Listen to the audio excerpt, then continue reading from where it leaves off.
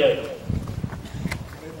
Comme chaque année, nous voici réunis pour commémorer la libération de Ferrières-Gâtinais qui a précédé de quelques mois le 8 mai 1945, marquant la victoire des Alliés sur l'Allemagne nazie et la fin de la Seconde Guerre mondiale en Europe par l'annonce de la capitulation de l'Allemagne.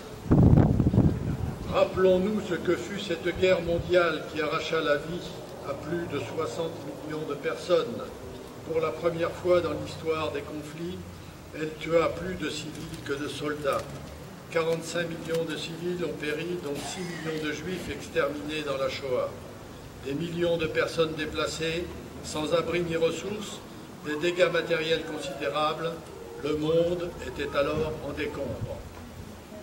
La France libérée grâce à toutes les forces engagées, celles des armées alliées, celles des forces françaises libres, celles des combattants de la résistance, celles de l'armée d'Afrique. Notre pays est alors en ruine. 610 000 des siens ont péri. 1 million de familles sont sans abri ni ressources. Les villes de Caen, Brest et Le Havre, entre autres, sont rasées. Dans notre ville aussi, des personnes ont fait montre d'héroïsme et l'ont quelquefois payé de leur vie. En leur mémoire, permettez-moi d'avoir ce matin une pensée particulière pour des hommes comme Charles Carré, fusillé par les Allemands, Gérard Paris, martyr de la Résistance, Georges Brière, déporté et mort à Dachau, dont les patronymes ornent les noms de nos rues ou places ferriéroises. Pour des hommes venus d'Amérique, venus activer notre libération et qui sont tombés sur nos terres, en particulier sur le hameau du Pressoir lors du crash de leur avion le 19 juin 1944. Le pilote, le lieutenant John McNeil, âgé de 26 ans. Le copilote, le lieutenant Glenn Thompson, âgé de 26 ans.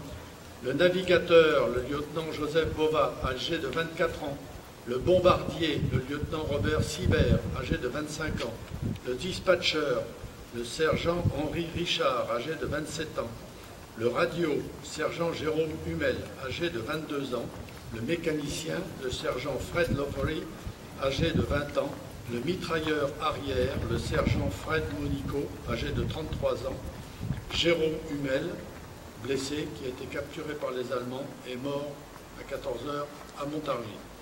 Pour des hommes de l'ombre, comme Charles-Rémy Géraud, responsable de la cellule locale, Jean-Rémy Géraud, son fils, Jacques Sauzède, Marcel Bellamy, René Rigaud, René Martin, René Legendre, l'artificier Stubler.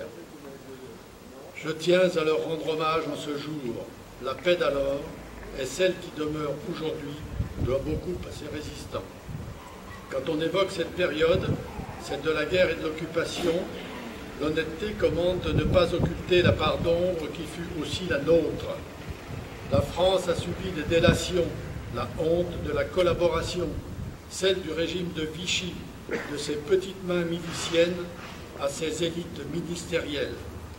Pourquoi éclairer en ce jour cette part obscure de notre passé pour rappeler que rien n'est jamais ni prédéfini ni acquis? La France aurait pu tomber dans le camp de l'Axe.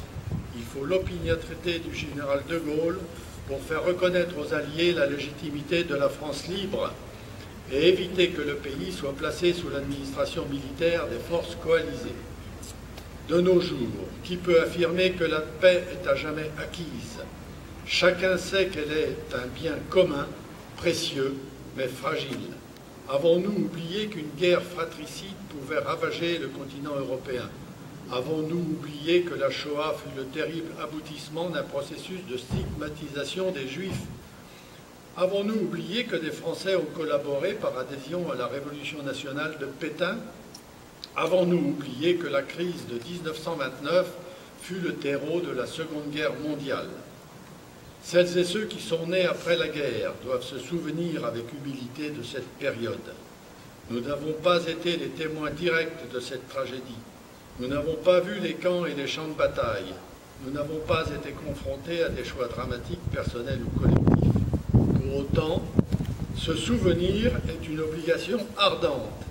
Il est de notre devoir de ne pas oublier les causes qui entraînent la guerre et les conséquences qu'elle amène à son tour. Il est de notre devoir de nous souvenir quelles valeurs nous ont été transmises. En ce jour, nous fêtons les 72 ans de la libération de Ferrières pour ne jamais oublier. Je vous demande à tous d'être vigilants, d'être les bâtisseurs et les soldats de la paix de demain. Elle vous appartient, elle nous appartient. Les événements dramatiques qui ont récemment marqué notre territoire montrent qu'il faut rester en alerte, n'accepter de vilipender ni le socle de notre culture, ni les valeurs de notre République, liberté, égalité, fraternité. Vive la paix, vive la liberté, vive la République, vive la France et vive l'Europe.